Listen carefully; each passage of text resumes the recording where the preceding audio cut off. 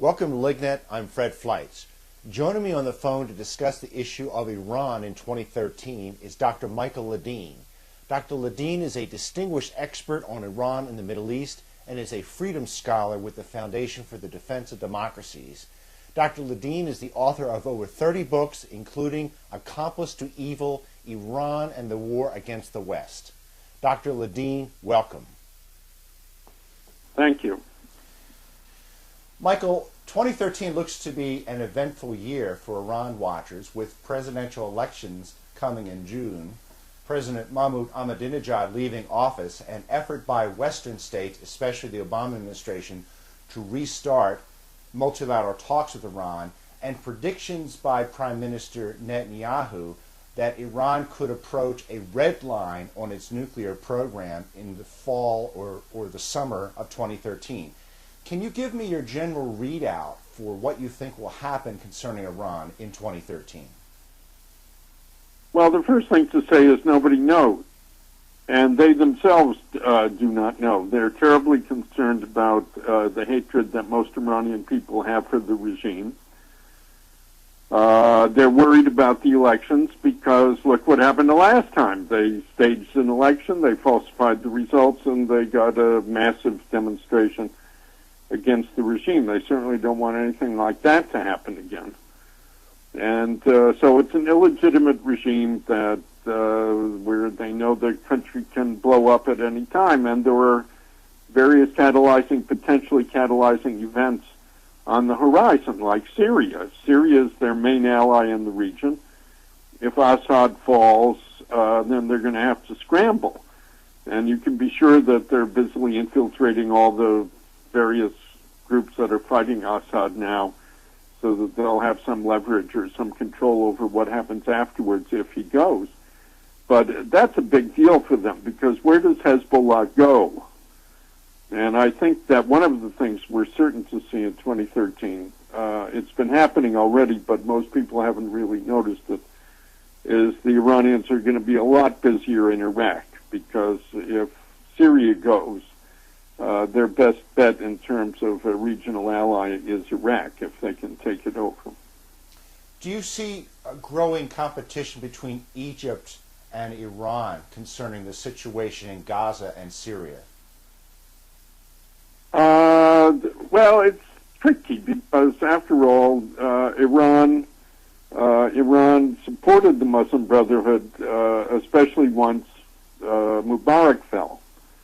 And they've been very busy there. And if you look at the behavior of Morsi and the Muslim Brotherhood there, you can see part of the time they're sticking their fingers in Iranian eyes, and part of the time they're trying to cooperate and make nice to them.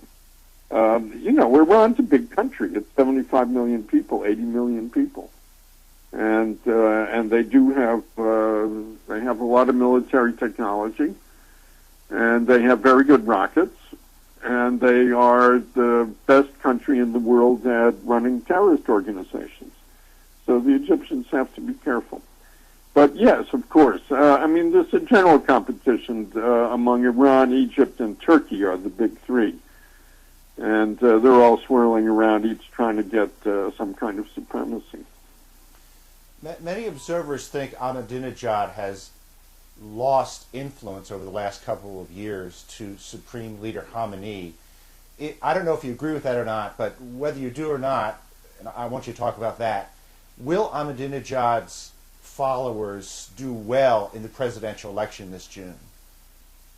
Well, look, it's a cult of personality, Iran. Iran is ruled by the Supreme Leader. The Supreme Leader makes all the important decisions.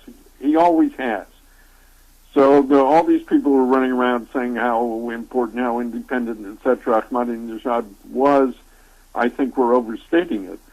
On the other hand, there's real hatred right now between Khamenei and Ahmadinejad, and that conflict is real. And I believe, if I had to bet right now, I'm not very good at mind reading, but if I had to bet right now, I would bet that Ahmadinejad expects to be first marginalized and then killed. after he leaves office, and I think he's bound and determined to try to take as many people down with him as he can. And I don't know if this frequently repeated threat of his, namely that he has documents that can bring down everybody in the regime from the supreme leader on down, I have no idea if that's true. But if it is, you could see a lot of scandals. But then again, Iran has a scandal an hour, so that's nothing new. But he may have things that would be really very devastating. The conflict between the supreme leader and the president, do you consider this mostly a political dispute or a religious dispute? A personal dispute. A personal dispute. It's a personal dispute that has political and religious elements, I suppose. But certainly it's a very personal dispute. They do not like each other. Let's talk about the Iranian nuclear program and efforts by the West to restart multilateral talks. What's your outlook for this issue in 2013? You can have all the talks you want. The Iranians are fine with talks. You want to talk, they'll talk. You want to have one-on-one talks with them. In fact, we have them. They've been going on all the time. They've been going on since 1979. All these people who say that it would change the whole world if we could just have one-on-one U.S.-Iranian talks don't know the history. We've had those talks always. And there have been several presidents who actually thought that they had made a grand bargain with Iran and they were ready to sign, including George W. Bush, by the way. How about Israeli policy and Israeli concerns during 2013? What can you say about that?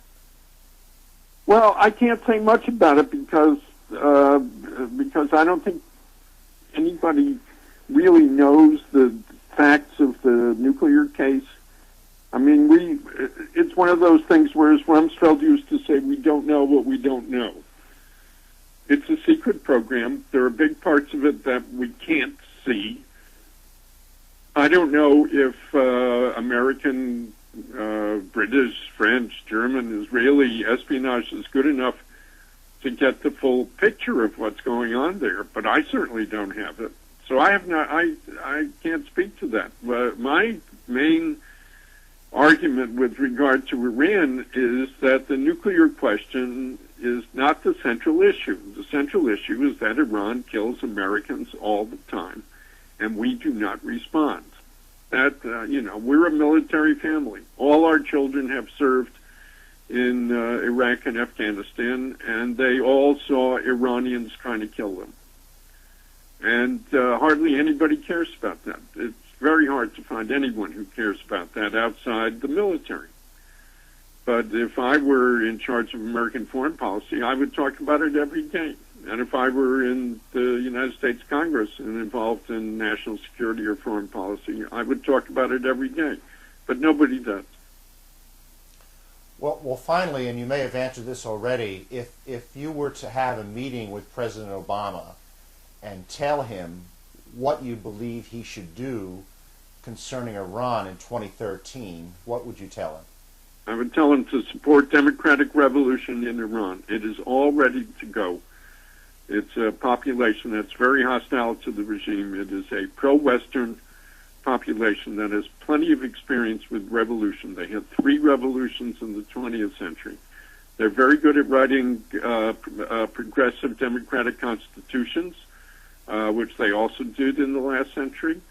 And they are potentially great American allies. It is the single greatest thing that could happen for the United States and therefore for President Obama in the next year. But he seems totally uninterested in doing that. He seems to totally be rooting for the regime.